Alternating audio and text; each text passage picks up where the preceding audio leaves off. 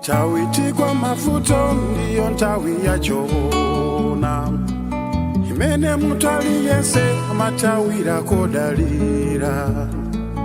Hawansatu wa chuma amadalira chuma chao. Na wanzatu kwimawo amadalira nyanga zao. Musama gwade pasi kupempa zovala nchakuja.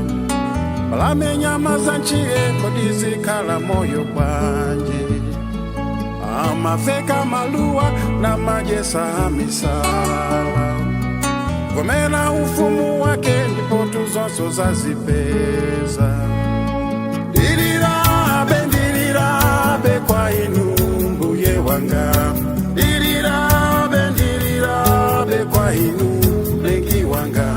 Chuma changa zanga zose ndinu mbuye wanga. Ndikakondwa ndikalira ndisamira kwa inu. Ndirabe kwa inu mbuye wanga. Ndinalira ndirindira kwa inu lengi wanga. Chuma changa zanga zose ndinu mbuye wanga. Ndikakondwa ndikalira ndisamira kwa inu.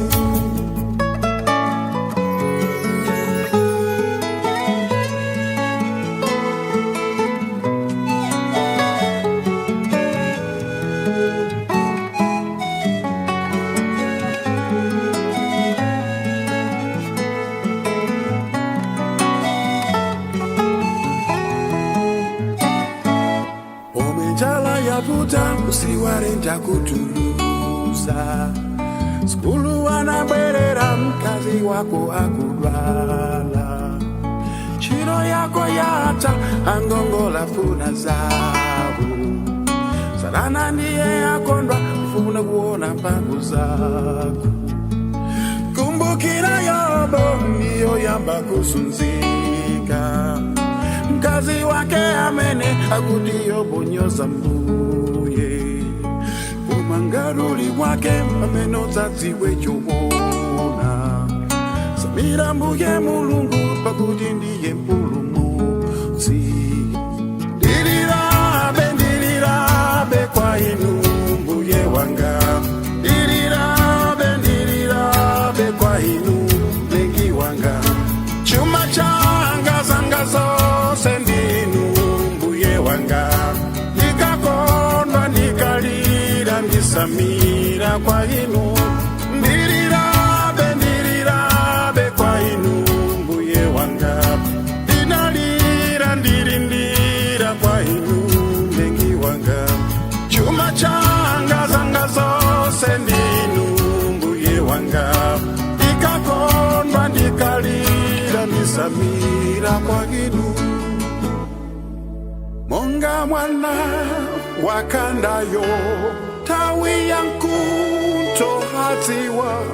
Kukakamira kubele la mai wake.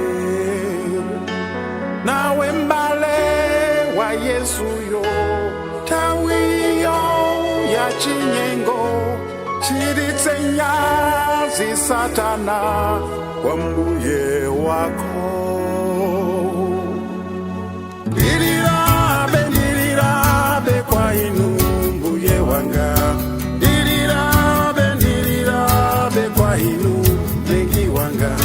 Chuma changa zanga zose ndinu mbuye wanga. Ndikakondwa ndikalira ndisamira kwa